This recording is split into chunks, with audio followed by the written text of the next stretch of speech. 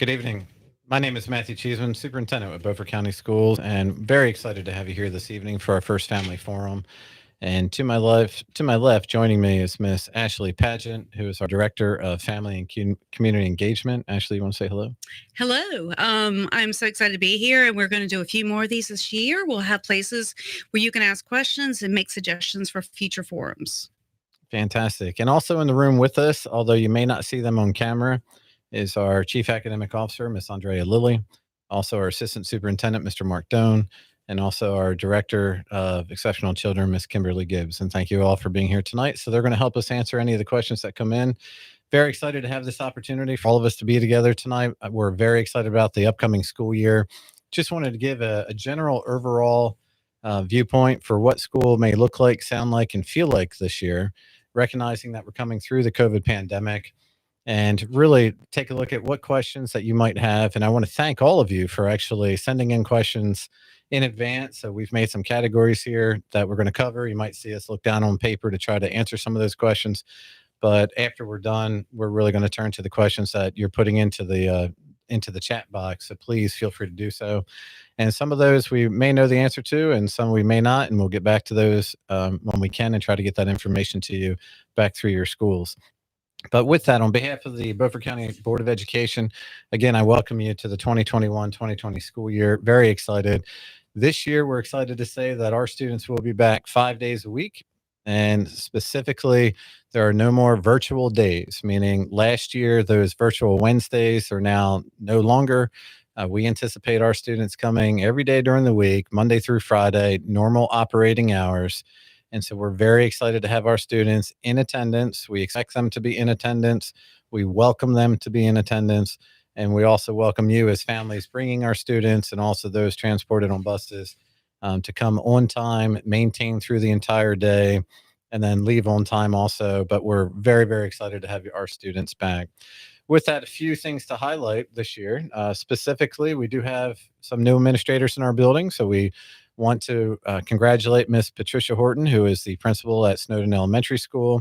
We'd also like to congratulate Deborah Winley, who's our principal at the Ed Tech Center. We also like to congratulate Mr. Jeff Sauls, who is the principal at Washington High School. And we'd also like to congratulate new principal, Miss Paula Sherman at Northeast Elementary School. We also have about 7 or 8 new assistant principals, most of which have been promoted inside the district out of their current roles. So we're very excited about their new leadership opportunities. With that, you may see some new faces and new roles at your schools.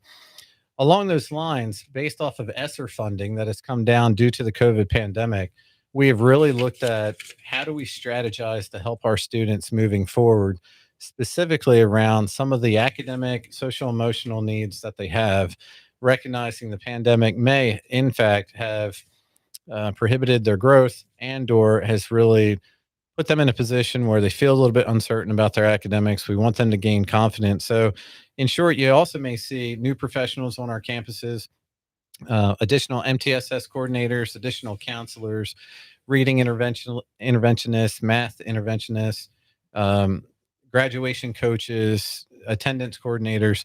We are really trying to bring high quality professional people into our campuses, onto our campuses, working in our schools, working with you directly, with your students, with our families.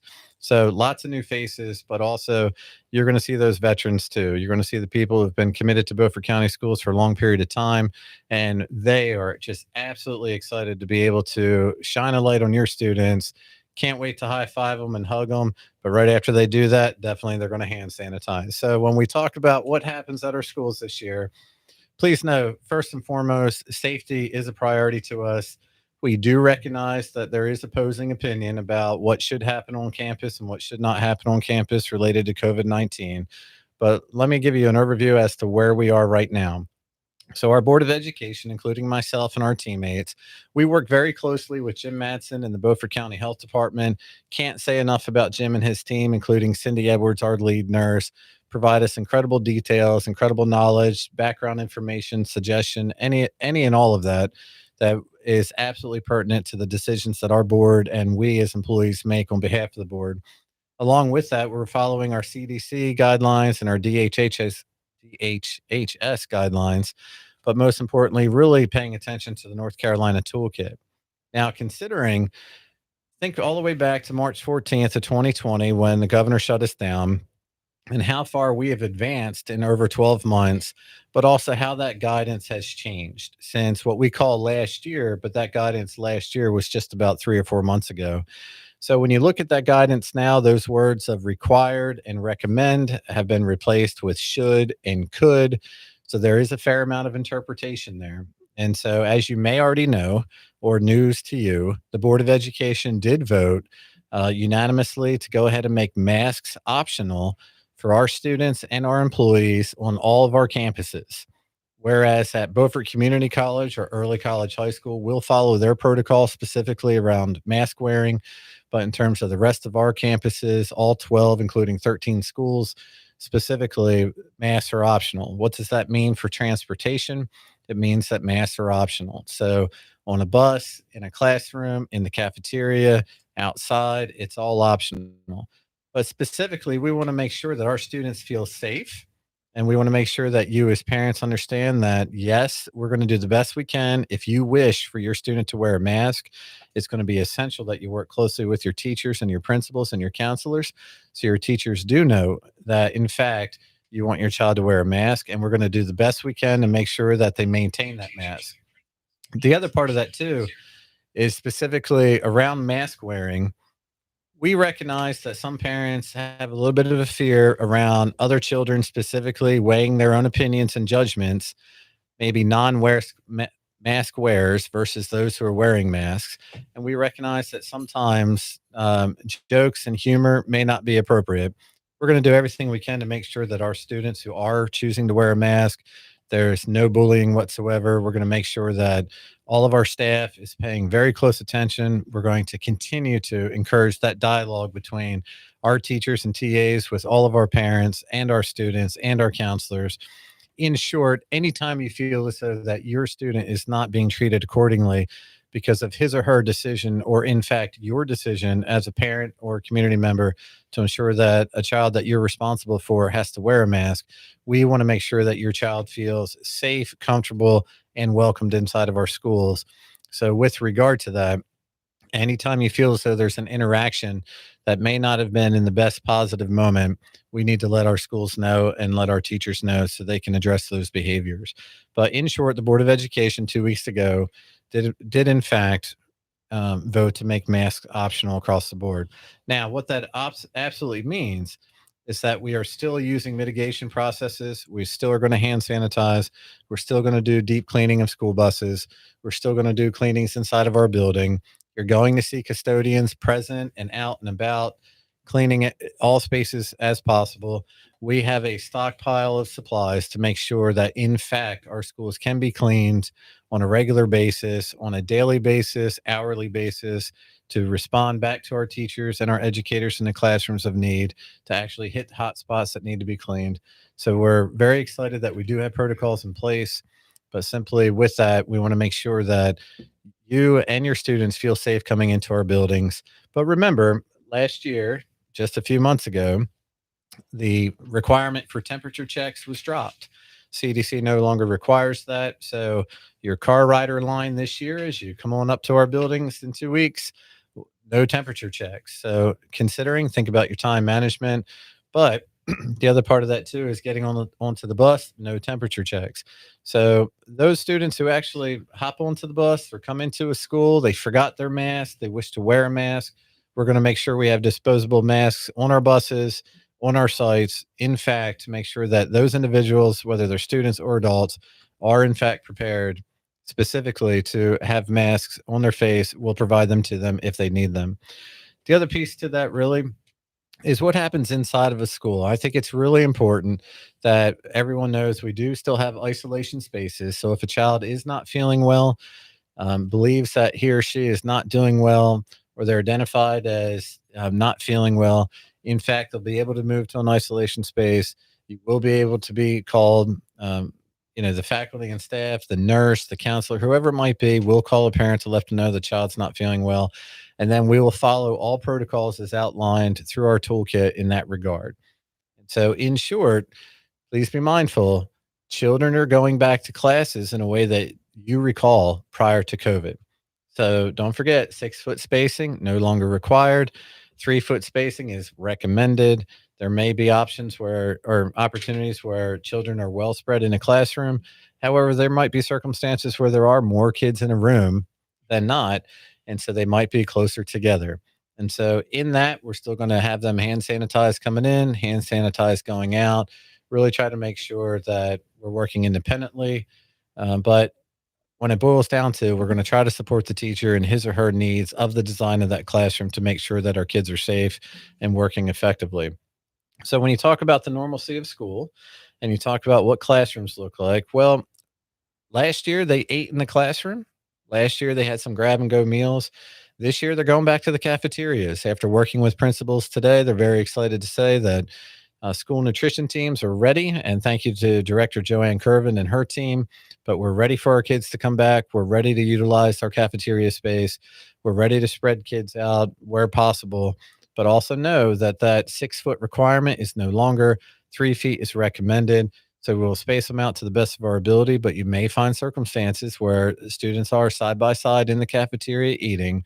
Again, the promotion of hand washing, hand sanitizing, utilizing your own food in your own space.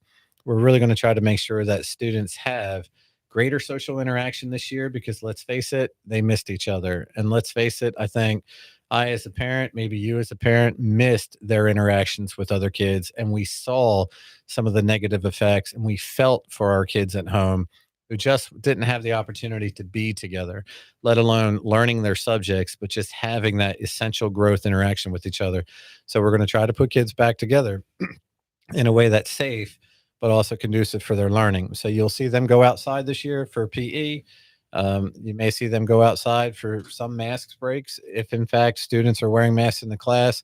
But you may see some other opportunities where our teachers are, in fact, and our schools are, in fact, trying to bring students together in a more normal setting of what they were accustomed to 2 years ago prior to COVID. So moving forward, remember, you're going to get calls this year. And those calls are going to say that, in fact, in a classroom, a student may have tested positive for COVID-19. And we're going to communicate with you to the best of our ability, but also understand there will be certain circumstances where we cannot necessarily communicate with you around specific health circumstances of a specific child.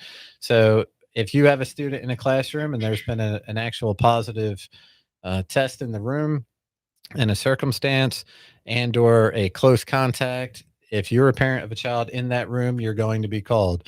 If you're a parent of a child in a room where that wasn't the circumstance, you're not going to be called. We're going to call parents and spend time with those parents who are directly impacted by the circumstance within a given room.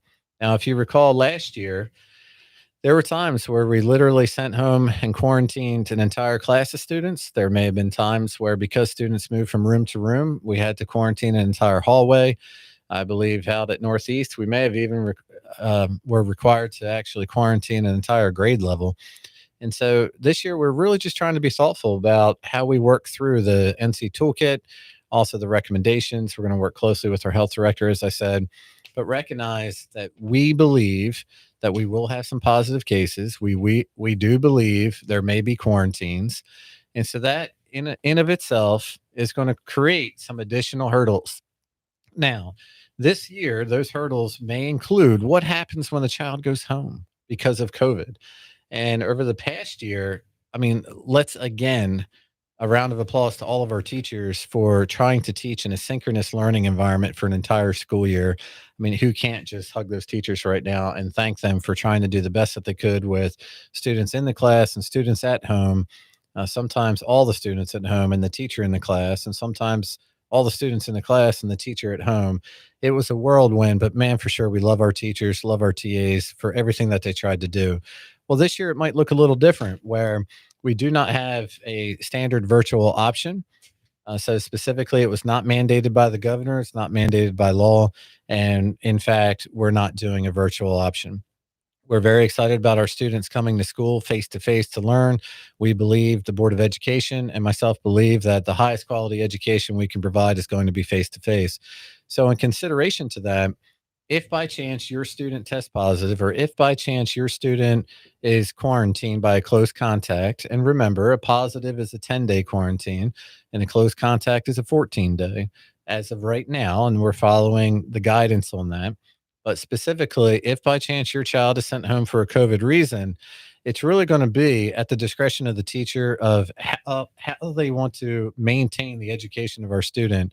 Meaning, some of our teachers may, in fact, say, hey, I can do synchronous learning. I felt good about it. All of our students have the technology. Let's try this. And during our regular class period, let's make sure your child is online. Whereas some of our other teachers may say, you know what, I'm not very skilled at synchronous learning. Let's create another opportunity in terms of blended learning, having access to the information, and maybe setting aside some other time to be able to connect with our students. You may actually find that our counselors or our MTSS coordinators may be reaching out to students who've been quarantined. You just may find an intentional support group working with your student to make sure that they still receive a high quality education. And let me be honest, we're figuring this out as we go. Meaning there may be one student who gets quarantined in a room, there might be 14 who get quarantined in a room, but after speaking with principals directly today, they feel as though they can make site-based plans in the best interest of their students in order to maximize the opportunity for their students and understand the support of all the other teachers in the building as to how they can help each other with some of that synchronized learning, blended learning, and or trying to do something remote if in fact people are quarantined. Now, you may find that one student is missing school because of or missing a class because of COVID. They might not do synchronous learning. They might be doing something independently with that student. But ultimately, when you start to see large numbers, half or more, I would say, you might actually see a transition back into some of that synchronous moment. Now, remember, it's not a remote option for the entire year. COVID absences are absolutely going to be excused. So let's not worry about attendance when, of course, you have medical documentation that shows it's a COVID related absence. But also, please, please do not take advantage where a student just wishes to stay home and says they don't feel well when they do feel well. We want our kids to be in school. So recognize that if a student does test positive through a COVID related protocol, then communication with the teacher is going to be essential. And that's where we might see kids come up online in classrooms. Whereas if you have other related things, you need to take the child to an appointment and they can't make school. Last year, we missed an awful lot of time for kids where they were in a car traveling somewhere else due to a circumstance unrelated to them. We want to really make sure our kids are in school, face to face learning at all times to the best of our ability. So, moving forward, really think about those circumstances in terms of, can my child stay in a room after there's been a positive test? Does my child get to stay in a room if he or she is vaccinated? What does it look like, sound like, feel like right now? Assistant Superintendent Mark Doan is off to the side right here. He's an absolute guru at this toolkit right now, working with lead nurse Cindy Edwards. Can't say enough about this gentleman. So if I get this wrong, he's going to chime in. You might hear the voice from the side. But right now, the way the protocol is actually written, you might actually see the words and or. You might see a list of 7 or 8 different strategies. But in reality, if there's a positive test in the classroom, the number one thing that keeps your student in the room of being in close contact is a vaccination. And so if your child is vaccinated and there's a positive case in the classroom, your child is going to stay in the room. Ultimately, that's the number one thing. It's not the mask. And let me just pause for a moment and let that sink in for a moment. It's not the mask. Based off of the protocols that we're reading, the number one thing that keeps your child in the classroom is the vaccination. So there's the dilemma that all of society is dealing with right now, is the vaccination. And specifically, vaccinations for ages 12 and up have been approved. So if you're a 12-year-old or 17-year-old or an 18-year-old in our system, in fact, you can be vaccinated. Now, that's your parental choice. And we are not vaccinating children on campus. No matter what anyone says, the Board of Education is not doing that. Our schools are not doing that. We're not vaccinating kids on campus. Anytime a vaccination is required by you as a parent, you should contact the Beaufort County Health Department and or your primary care physician. We're not doing vaccinations. However, realize that if there is a positive case in a classroom, we are going to check to see which students are vaccinated so they can, in fact, continue their education face to face. Very important. So, I'm certain if you are a parent of a pre K through sixth grader who may not be 12 years old just yet, you're likely sitting on the other side of this camera right now saying, well, what about my child? Well, that's the dilemma. Your child right now does not have an approved vaccine from the state or from the federal government. And I know that there's many studies out there looking at that. And so realize if there's a positive case in the room, it is very likely if your child has been within that close contact distance for a cumulative of 15 minutes, you may in fact see more quarantines coming out of elementary school than you may actually see them in middle school and high school right now. So masks are optional, but also remember it does weigh in on what the next outcomes would be. And so right now we're currently working with Jim Matson, Beaufort County Health Department, to really look at the toolkit and understand what some of those other strategies are in order to keep kids in class. So as you look at the toolkit specifically, whether your child is wearing a mask and whether the positive student was also wearing a mask, he or she may be able to stay in the room. Whereas if the child wearing a, or excuse me, if a child tested positive was not wearing a mask, and in fact your masked student is not vaccinated, he or she is likely going home. And so the biggest thing is we're going to work on it by case basis. And it really boils down to the activities in the classroom, but also our students really following the teacher's protocol inside the classroom for proper spacing. So, in fact, if student A tests positive and the nurse comes back into the teacher and says, okay, who was a close contact with student A? And the teacher turns and says, you know what? I don't know. I'm going to have to basically say everybody. We did this entire group lesson. Well, that's where it puts us in a predicament. And so, specifically, again, the number one thing that will keep your child inside of a classroom when there is um, a positive test is a vaccination. And again, I recognize that is from ages 12 and above, which puts all grades below a 12-year-old in a little bit of a quandary. But masks are optional. So if you feel as though the mask is in your child's best interest, we are going to support that. And if you feel as though your child is not going to wear a mask, can't wear a mask, has trouble breathing, wear a mask, we're going to support your decision not to wear that mask. That's where we are right now.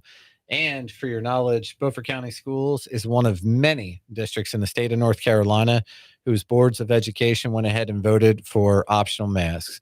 And when I say many, I mean double digit. All right. So moving on, what does school really truly look like? Well, first and foremost, remember there are state laws around attendance and their Board of Education policies around attendance. It's absolutely essential that your children come to school this year. And again, we really love them. We want them there and we want to give them a world class education. But in short, we want that opportunity to do so. Just, restating it, online and remote is not an option this year. 5 days a week, lunches in the cafeteria, sports, recess, PE, masks are optional for all of those. The Board of Education voted optional. So, therefore, if your child is outside at PE or inside at PE, they do not have to wear their mask unless you, as a parent, have mandated it to your child to keep that mask on. Moving off to the side from COVID related material right now, let's talk about the safety and security of our schools.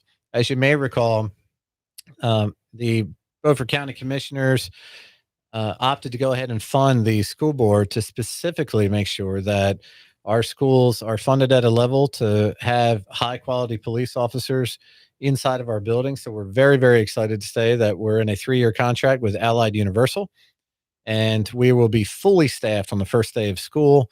So on August 23rd, you may actually see a police officer on your campus from Allied Universal. You may actually see a few friendly faces that you've met before who are former sheriff deputies and other law enforcement officers from other agencies. Very excited to say that 100% of our schools will be fully staffed with a North Carolina duly sworn police officer who has arresting authority, and is armed for that matter, and specifically has that license to go ahead and write citations, investigate things. But in fact, we are going to protect our schools, protect our environment. So you'll see them in a blue police uniform. You may actually see a police car out front. But in fact, these are duly sworn North Carolina police officers, Allied Universal.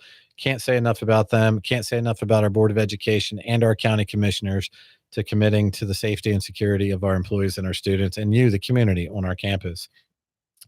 Now, recognizing also in terms of safety and security for our schools, we have put in measures of lock systems. We are working at other schools specifically to put in more safety devices. You may actually see more cameras, more video, to really make sure that we're aware of who's coming into our buildings. You might also see a little bit of construction, especially down at Snowden. As you walk in through the front door, you'll see new security doors coming in the next few months. So we're very excited about the Board of Education and the county commissioners funding our capital request in order to improve our safety and security across the board. But moving further to that, when we talk about curriculum this year, lots of conversation about where kids are, what they need, how far are they behind.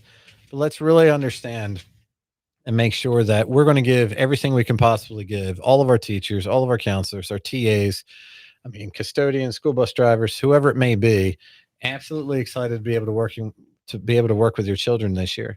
But we also recognize the fact that students are behind. Now, some students absolutely excelled. They may have done well in the virtual moment, but in fact, many children across the great state of North Carolina and across our country are behind. And that is just simply the fact that when you don't have school, it's very hard to teach them when we're not together.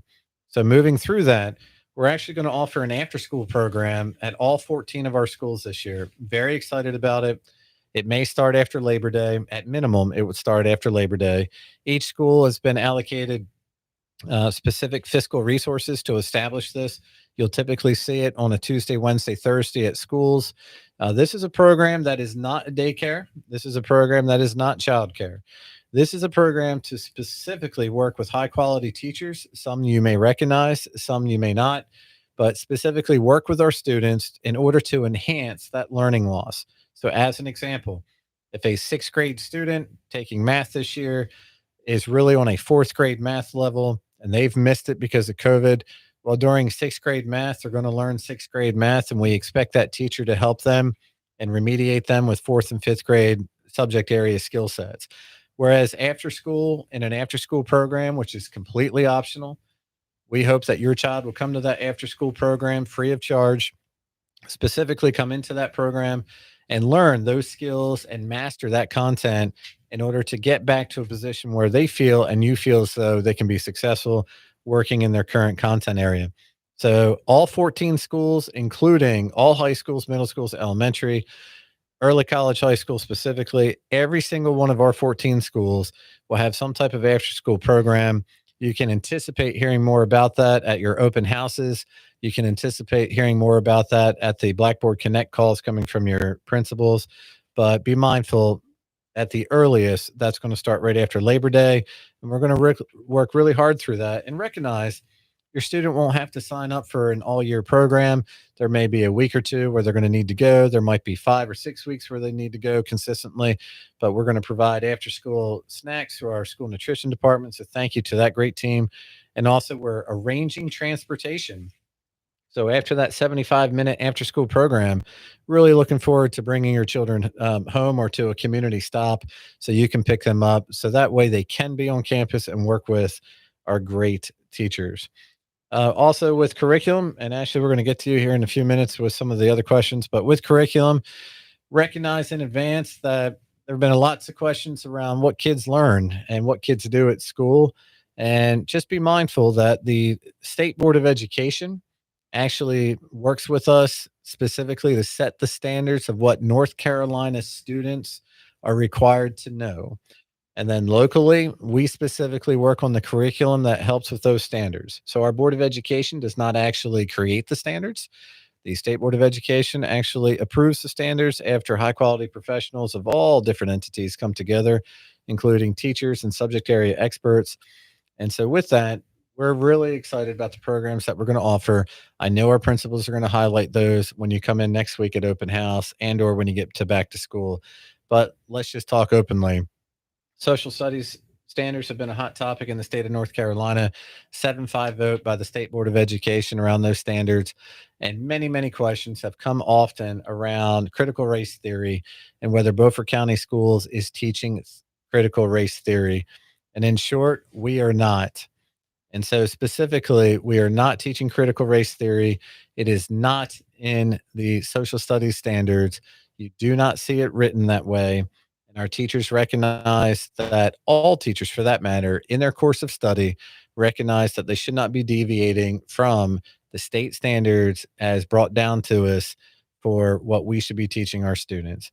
And if you have questions specifically around state standards, if you have questions about what students should know, you're always welcome to talk with your teachers directly. You're always welcome to talk with principals. But with the end in mind, if you wish to see change around the standards of what students should know in any subject level, that's a matter that you need to bring to the state. I can help you work on that if you need me to. But specifically, Beaufort County Schools is not engaged in critical race theory. Now, in terms of curriculum instruction, remember, we're a one-to-one district. So your students will be bringing home some type of technology this year, whether it be an iPad or a Chromebook. This is going to be essential where we do not leave these in classrooms on a daily basis, meaning once your child actually has that device, your child is going to need to be responsible for bringing it to and from school in most cases. Reason being, it could be a hardship if suddenly your child is quarantined and they don't have it at home with them. Might save you a trip back to the school, might save you some hardship in that regard. But also, it's really important that you sit with your student at least 10 to 15 minutes every night, read with each other, talk with each other, ask them about what they've learned, ask them to tell you a story about their day, ask them to tell you a story about what they're learning and how it applies to real world situations. But also look at their technology, see how they're using it, and of course, if you're a family who needs a hotspot with that one to one device, we'll make sure that you get one of those, and there will be a process in order to achieve one of those. And so, in short, we've kind of covered the Board of Education. We've talked a little bit about our protocols. We've talked about what school looks like. It's going to be amazing. So excited this year. Can't say enough about it. Welcoming so many beginning teachers across our district, 35 or more, I believe. Thank you to all of our new bus drivers and those who are currently on our team. But with that, very, very excited. So we've talked about curriculum. Let's talk about quickly school supplies. School supplies, it's that time of year, folks. School supplies. I mean, you can find the list in Walmart. You can find it online. You can find it at your school website. You might be able to find it at your teacher websites. But please take a look at that. Always remember, if you find acquiring much of that material is a hardship, that you can definitely call Ashley Pageant, our family and community engagement officer here at Beaufort County Schools, and she will help you try to accumulate that material and try to get those out to your families, especially that time of year. I understand coming through the end of August, it's the beginning of the school year. We want every child to be excited, which leads to the fact that we do have our Stuff the Bus event this Saturday at Washington Walmart. Thank you to Walmart for being a partner with us in that regard. 9 to 1 o'clock. Please come on out and help our students with some of the material needs. And we're very excited about that. But the other thing, quickly, just want to say in terms of athletics and sports, recognize that many of our students benefits from athletics and those sports, but they also benefit from all of the arts, extracurricular activities. Our schools will, in fact, have all of the aforementioned, meaning we will have clubs on campus this year. We will have sports on campus this year. You will be allowed into events this year, mask or no mask. We are going to ask you to hand sanitize more than you ever wanted to. But in fact, it's going to feel like school again. And we're very, very excited about that. So, with that, I'm just going to ask real quick around the room anything that we think we need to cover real fast that we haven't covered, or should we move on to some questions? Got a couple questions. All right. So Miss Pageant says we have a few questions. Miss Pageant, if you want to maybe ask one out loud, and don't forget, in the room you have Chief Academic Officer Andrea Lilly, Assistant Superintendent Mr. Mark Doan, and Director of Exceptional Children Miss Kim Gibbs. So including Miss Pageant, the five of us are going to try to answer all of your questions. And if we can't, We're going to try to put this on a FAQ back on our website within the next 2 days to try to get it back to you. All right, Miss Pageant. Okay, but there are a couple questions. These are great, and they're all a little all over the place. These are the ones that we didn't answer during the conversation, and I know some people said they were going to go back and listen to some other information. But one of the questions was about teachers.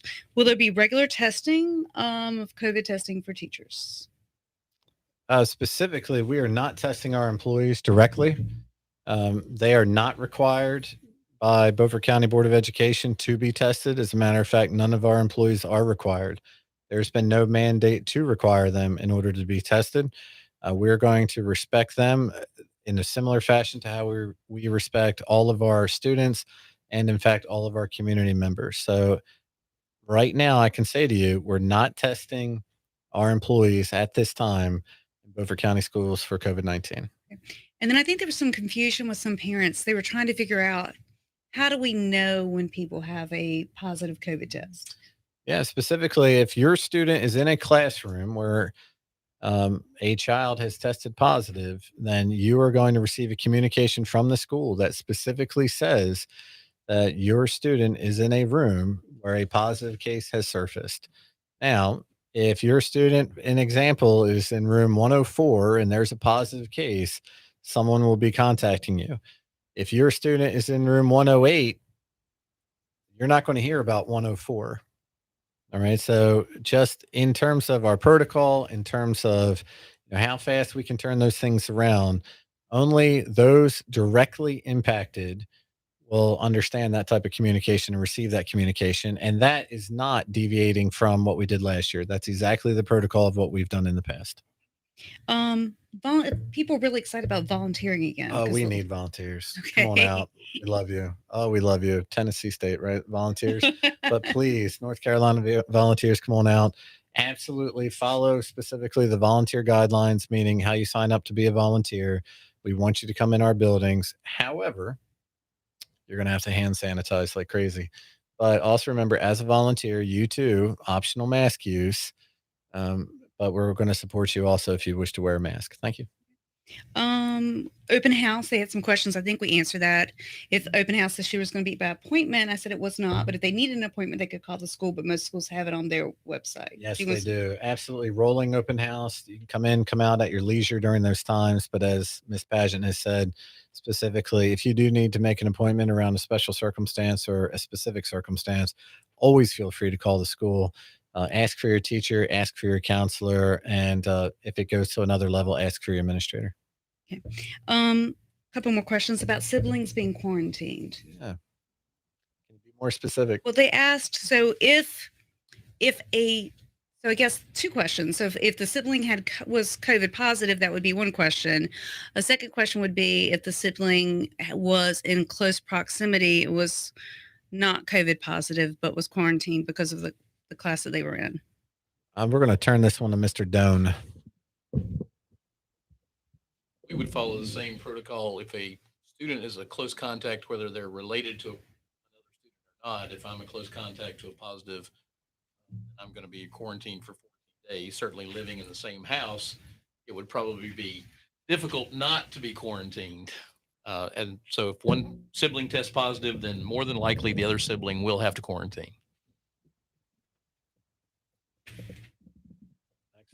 Okay, and so there are a lot of questions about virtual. If a child is quarantined, the sibling's quarantined. I know you addressed that about how we're going to do that. Maybe some people didn't hear earlier. Could you talk about that again? Specifically, we are not offering virtual straight out of the gate.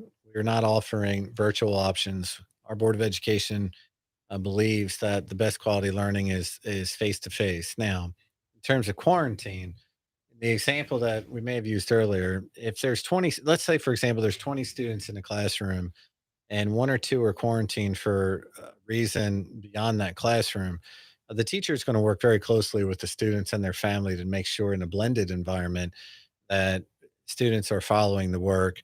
They may not actually be in a synchronous moment with the rest of the class, but in fact, they may be. So, what it really boils down to is what the level of expertise of the educator is in the room how comfortable they feel with synchronous learning, but also what they believe might be in the best interest of the student. So, for example, especially at the middle school and high school level, if your student is quarantined, and in fact, your student has a class from 9 to 10 o'clock, it may be the case where the teacher says, you know what, let's turn on the video. Let's make sure everyone has access inside the room.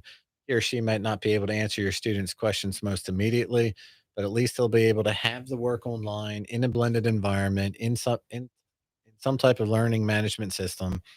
But ultimately, we're going to try to do something that works for our students. Now, that does not mean that we expect our teachers to teach synchronously all day long.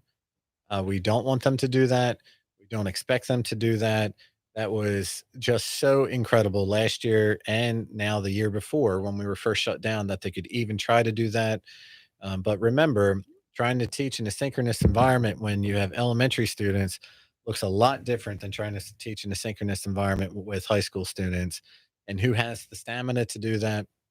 But right now, our principals met with our senior leadership team today.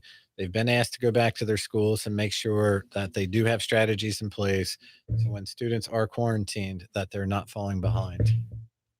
And there's a couple of just basics like schedules, like how would kids know who their homeroom teachers are, where they show up at open house or the first day of school? Yeah, I think for most schools, open house is going to provide that schedule for you. And so if you do have questions specifically related to your student, where you should be going for open house, you're welcome to call the school directly, call into the main office, and just identify that you have a student at the school and they can answer your specific questions in that regard. But open house will provide your schedule for your student. And then another question was asking about syllabuses, like how will they know the grading practices and of the school and what they're learning? It's very typical, as you know, as a former teacher. Hmm. I, as a former teacher, what did you teach? What English. All right. So you as the English teacher, I as the chemistry and forensic science teacher, each and every year we would put together our own syllabi, pass it out to all of our students. Well, that's the expectation here in Beaufort County Schools also. Our goal is to really be able to communicate with all of our families around what's expected of students inside the classroom, not just in behavior management, but also truly around that content mastery. So every teacher should be providing some type of syllabus to their students, whether it's something as simple in kindergarten or as more complex than a Calc 3 class in high school, whatever it might be. But yes, in fact, you should be receiving some type of documentation that outlines the expectation and the content standards for the school or for the student in that subject. I think that was all the questions that I saw. I'm looking at the group. Did I miss any questions that we didn't Did we cover? miss any over there? We can wait a couple more minutes here to see if anything is coming in. I think we got all the questions. I'm looking if you are watching and there's a way to comment, you can, or you can let us know if you have any other questions. Well, just a few quick reminders. One of the best things to do is to be actively involved in your school community. And if you believe that your child deserves a high quality education, like I believe, then I'm going to recommend and encourage you to become that advocate for your student and be present at your school. Meaning, go ahead and join those parent teacher organizations, be that representative on the school improvement team. Go to those activities when you can. I know work is always work, I get it, but try to get to that event, try to get to that extracurricular activity. But remember, we're here to educate your student. We're here to serve on your behalf. So when you do have questions, please make sure you're emailing your teacher, calling your teacher, whatever it may be. Letter writing is always good. Send it in with your child, but also call the counselor. Our social workers work with everyone very well. We've got an amazing group of professionals in Beaufort County Schools at all of our school sites. But please be as invested with your child as you would expect us to be. And at the end of the day, whether your child's had a wonderful day or not, it's always important to ask greater questions than just how was your day? And make sure that you have dialogue with your students. Ask them if there was a time that they felt excited about the school day. Ask them if there was a time that they really helped someone else along. Ask them if they had any anxiety during the day. Ask them about a time that they felt really proud of themselves. Ask them about what friends they're making and who do they know and what interests they have. But it's always very important that you have that time with your family at least 15 to 20 minutes, whether it's a young student reading together or it might be an older student just talking about life experiences and what he or she aspired to be. But having that family time can never be replaced by anything that we do during the day. I can certainly tell you that. So if you're following up with your student and you have concerns about curriculum, ask your student what they're learning. Open their books, open their notebooks, have conversations with them. Very, very important. But at the end of the day, we cannot replace you. And it's very, very important to maintain the interest level of what your student is trying to learn, just their enthusiasm for school throughout the school year. So, other questions that may have come in? I have not seen, we just had a lot of really positives about our teachers, and Oh, they were very, absolutely. very thankful in advance for our teachers, and some prayer for a safe and successful year, some really positives. And then I'm just going to say we'll put something out, we'll do phone calls and emails and something on our page about future topics for family forums. There were some topics that came in today that I know Miss Gibbs and I were talking about, that we could have some forums and some other ideas. So we want to hear from you guys and our teachers and our administrators about some, what could be some other topics that we would talk about Absolutely. And I later. I also always remember that your Board of Education members are elected officials who essentially you have put into their position. They want to hear from you. They love to hear from you. They want to be an advocate for your students, your children, your community. You are always welcome to call me at my office, email me. You're always welcome to make an appointment to come see me. I'll come to you if you need me to come to you. Certainly do that, whatever we need. But in short, we're going to do the best we can with the opportunities that are presented in front of us and know that we are very excited about the school year and very thankful for all that you're going to provide and all that you're going to do for us. And the biggest thing for us right now moving forward is communication.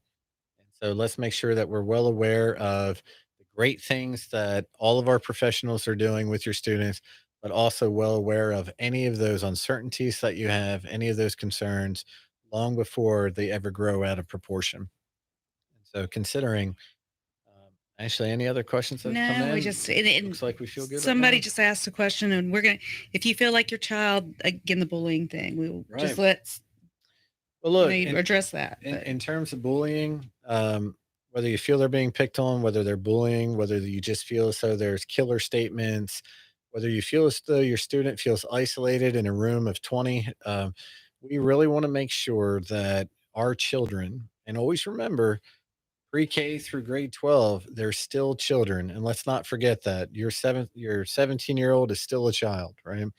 So we want to make sure that all of our students feel welcomed, all of our students have a safe space. But remember, if your child is seeing something occurring to other children in the building, we want to make sure that your child is communicating with you about something that does not feel appropriate. And of course, your child can talk with an administrator or a counselor or a teacher, but you are always welcome to call us and say, look, something's not right. Can you take a look at this? And we always hope that our children have the best behaviors. We always hope that our employees model the best behaviors. But together, we want to do it. there was one more question, Sure. and I know you addressed this, but they might have come in late, about cleaning playgrounds, lunchrooms, Yeah. other buses, or anything else. I know you talked about Yeah, that. so specifically with buses, we're going to do deep cleaning with those before our buses. We have 139 buses that will roll on the first day of school. If you think through what that looks like, hats off to Jerry and Jeff, who are directors over there in transportation right now, doing an amazing job with all of the mechanics, all of the bus drivers, everyone in that division. I can't say enough about what they're trying to go through right now. But in short, all of those buses are going to have a deep clean before we start running them, and they'll be consistently cleaned by our drivers with the appropriate materials to do so. So it's a safe environment for your children to get back on the very next day. But also in terms of cafeteria, amazing with our custodians and our school nutrition staff, definitely cleaning those surfaces for us. We want to make sure all children and adults come back into an environment that's clean. And in terms of recess, playground equipment will have our attention also. So we do, in fact, want to provide environments that are conducive for all kids. Anything else? There were some comments, that they said there were some comments on the live chat at YouTube, and we're not seeing those right now. So we Okay. can go back and we'll try to pull some of those up, and we can comment on those after the fact. I apologize for that technical difficulty. So if we're not seeing those right now for YouTube, what we'll specifically do is create a FAQ sheet. We'll Mhm. look at all of what was on YouTube. We'll combine it with what we've discussed here tonight. We'll try to get that up and running for you in short order. Okay. Yeah. So sorry about that. And we will yeah, they said there's somebody asked some very important questions. So we will answer those and yeah, at a later date. So we apologize for Excellent. that technical difficulty. All right. Well, with that, again, I just want to thank you. Thank you for joining us this evening. Very excited to be offering these opportunities. We'll do a little bit more in the future, probably the near future. But please come out to open house next week at your schools. Please feel great with your kids on the first day of school. Welcome them to go, welcome them home. But again, on behalf of Beaufort County Schools Board of Education, I am Matthew Cheeseman, Superintendent, thanking you this evening for your time together.